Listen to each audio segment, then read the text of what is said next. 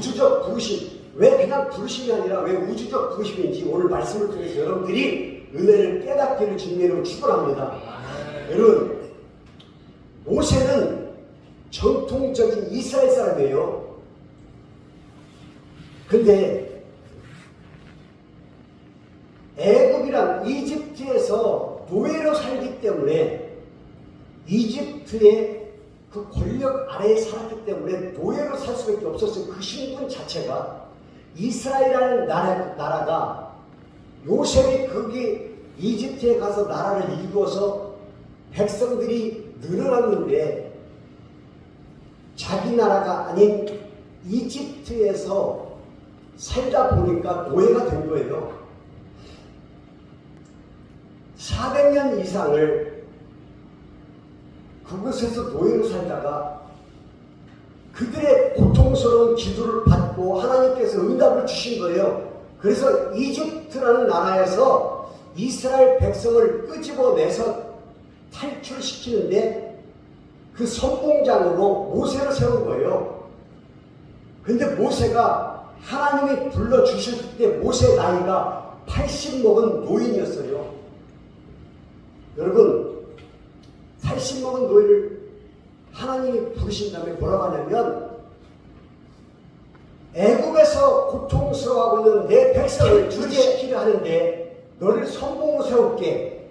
네가 가서 애굽의 왕 바로 앞에 가서 하나님의 백성을 달라고 하라. 그리고 그들을 데리고 나와.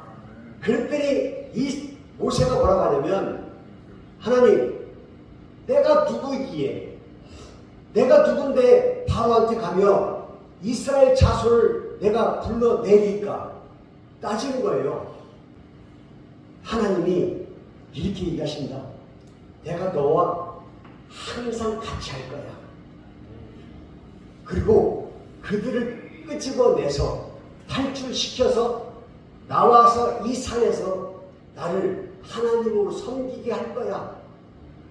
그 모세가 또 반박을 해요. 아이고, 하나님, 생각을 해보십시오. 나는 하나님이라고 믿는다고 치자고요. 내 나이 80이고 이 늙은 노인네가 애굽의 왕 앞에 가갖고 이스라엘 백성들 앞에 가가지고 누가 보냈다고 하니까 내가 하나님이 보냈어 라고 얘기하면 그들이 믿겠어요? 라고 하니까 하나님이 그렇게 얘기하신다. 나는 스스로 있는 자니라. 스스로 있는 자가 보냈다 하라. I am who I am. 나는 나야. 나는 누구도 만들 수 없어. 나 스스로 있는 신이야. I have sent me to you. 스스로 있는 자께서 나를 너희에게 보냈어 라고 얘기하라. 그렇게 얘기하시는 거예요. 근데 여기에서 끝나지 않냐고 마지막 절에 15절에 이렇게 얘기했어요. 아브라함의 하나님, 이삭의 하나님, 야곱의 하나님, 내 이름은 영원히 불려질 이름이다. 그래요. This is my name forever. 영원히 불려질 내 이름이야. The name you shall call me from generation to generation. 손손 대대로 계속해서 불려질 나의 이름이야. 아브라함의 하나님, 이삭의 하나님, 야곱의 하나님, 이 이름은 자손 대대로 불려질 나의 칭호이니라 라고 얘기해요. 아브라함이 이스라엘 백성이에요? 아니에요. 그러면 아브라함의 아들 이삭은 이스라엘 백성이에요? 아니에요. 야곱도 아니에요. 근데 스스로 계신 하나님께서 아브라함의 하나님, 이삭의 하나님, 야곱의 하나님이라고 그래요. 기가 막힌 거예요. 여기서 우리가 찾을 것이 바로 이거예요. 유일신으로 믿고 있는 이스라엘 백성이 아닌 이방인인 아브라함을 하나님의 이름을 거기다 대고 말씀하시는 거예요. 우리가 우주적 부르심을 받은 이유가 여기 있는 거예요. 이스라엘 백성이 아님에도 불구하고 우리를 불러주셔서 예수님의 자녀가 되게 한 이유가 여기 있는 거예요. 이스라엘 백성만 하나님의 자녀가 아니라는 것을 여기서 깨닫게 해주시는 거예요. 아니, 오히려 이스라엘 백성보다 이방인인 아브라함의 하나님이라고 말씀하실 정도로, 아니, 자손 대대로 불려질 하나님의 이름이라고 칭호라고 말씀하고 계시는 거예요. 왜 그럴까를 생각해 봐야 돼요. 왜 그럴까? 여러분, 모세는 이스라엘 사람이지만 아브라함은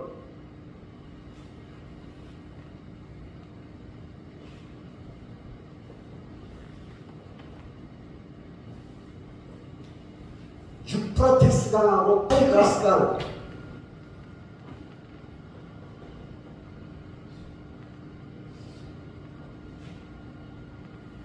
메소포타미아 문명이에요. 근데 여러분,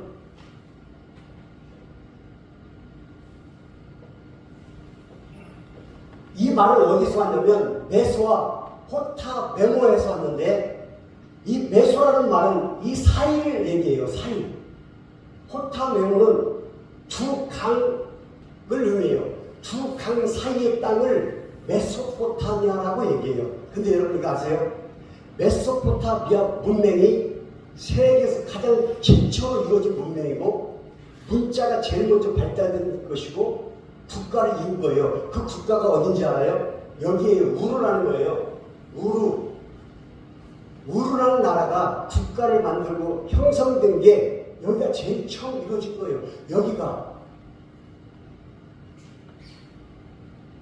논농사가 그렇게 발달이 잘 됐어요. 왜 그럴까요? 두 강 사이에 물이 풍부했기 때문에. 그리고 천문학과 수학과 법률이 여기서 시작됐어요. 여러분, 여기가 오늘날로 따지면 쿠웨이트고, 이게 페르시아만이고, 여기가 이란이에요. 여기가 이란이고, 여기가 이라크예요. 이라크와 이란 사이, 위에가 터키고, 여기가 시리아예요. 여기가 사우디아라비아고, 여기가 요르단이에요. 여기가 지중해예요. 한가운데, 지구 한가운데 지중해예요. 여기가 유럽이고, 여기가 중국과 러시아예요. 이쪽이 미국이고 남미고, 우리나라는 거의 보이지도 않지만, 그리고 여기 밑에가 인도예요. 인더스 그 문명, 황하 문명, 중국, 그 다음에 이집트, 여기가 이집트잖아요. 이집트 문명. 그래서 4대 문명인데, 그 중에서도 메소포타미아 문명이 제일 발달됐어요. 여기 우르에 스메르인들이 살게 된 거예요. 그들이 모여서 나라를 만든 거예요. 그 중에 한 사람은 누구예요? 아브라함이에요. 이렇게 물줄기도 좋고 비옥한 땅에서 풍부한 삶을 살고 있는 이 아브라함을 하나님께서 너는 네 고향, 네 나라를 다 버리고 내가 얘기한 가나안 땅으로 가라. 이번 거리를 식솔들을 데리고 그냥 가라는 거예요. 젖과 꿀이 흐르는 땅인데 네가 가라는 거예요. 여러분, 이렇게 편하게 살고 이렇게 행복하게 살고 있는 아브라함은 한마디도 외우라고 안 했어요. 그냥 순종했어요. 100살에 낳았던 자기 아들 이삭을 번제물로 드리려고 할 때 한 번도 왜요? 100세 내 나이에, 이 나이에 하나님께서 다 하나 준 이 이삭, 내 아들을 나보고 칼로 죽여서 각을 뜨고 불로 태워서 하나님께 드릴 수 있어요. 내 자식을 내가 칼로 죽여야 되고 그 각을 떠야 되고 그걸 태워서 그 향기를 하나님 앞에 드려야 되는데 이걸 할 수 있는 사람이 있어요. 아브라함은 그 다음날로 아들을 데리고 아들을 죽이기 위해서 가요. 왜요? 한마디도 안 했어요. 그냥 순종을 했어요. 아하, 왜 하나님께서 모세의 하나님이라고 안 하고 왜 아브라함의 하나님이라고 얘기하셨고 왜 아브라함을 믿음의 조상으로 세워주시고 네가 바다에 있는 모래보다 더 많은 수많은 네 자손 대대로 있게 드리라고 믿음의 조상으로 만들어 주셨을까요? 바로 이거 신종이에요. 왜요가 없었어요. 이해가 안 가지만 알겠습니다. 이해가 안 가는데 지키겠습니다. 그냥 지켰을 뿐이에요. 여러분, 하나님이 예수님께서 이 땅에 오신 이유가 뭔지 아세요? 안 오시면 해결할 방법이 없었어요. 여러분들 스스로 생각해 보세요. 나를 생각해 봐도 예수님이 안 오셨다면 변화될 수가 없어.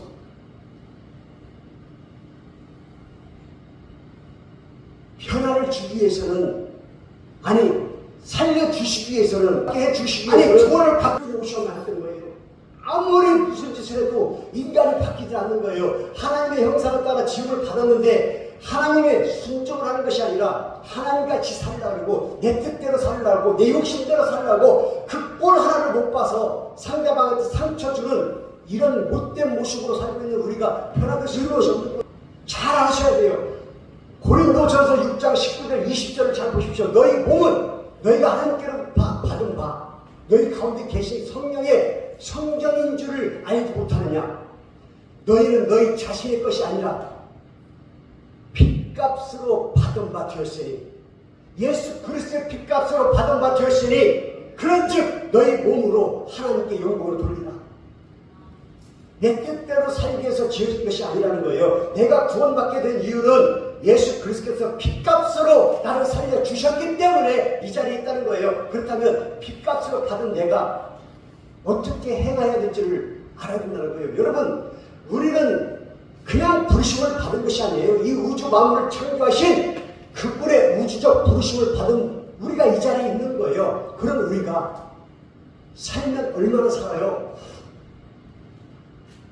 가장 안타까운 것이 내가 이제 얼마 살지도 모르는데 그냥 천년 만년 다 살 것처럼 움켜쥐고 하루를 즐겁게 못 살아요. 오늘 하루를 내 만족스럽게 살 수가 없는 거예요. 내가 오늘 이 하루 살다 죽을지도 모르는데 누군가를 위해서 커피값을 한번 낼 수가 없는 거예요. 왜?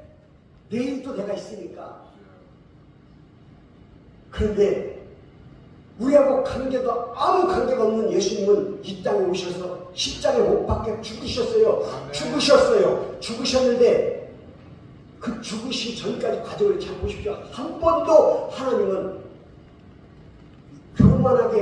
예수님은 교만하게 우리에게 보인 적이 없어요.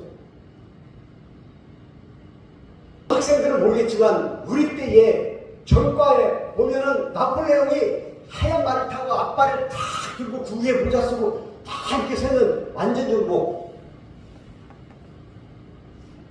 나만 늙었지 뭐. 그 모습을 봐요. 인간인 나폴레옹도 그렇게 멋지게 사진을 찍었는데 우리 예수님은 그렇게 사진 찍은 것이 하나도 없어요. 오히려 말 같지도 않은 당나귀를 타고 입성을 해요. 예루살렘에. 왜 그래요? 그분 자체가 권력이기 때문에 그런 거예요. 예수님 자체가 능력이기 때문에 그런 포즈가, 그런 사진이 필요가 없는 거예요. 당신이 능력이기 때문에. 죽으러 가는 그 모습이, 사람들은 메시아가 저래, 하나님의 아들이라면서 저래, 네 능력을 보여줘봐. 온갖 가진 욕설을 하면서 비아냥을 했잖아요.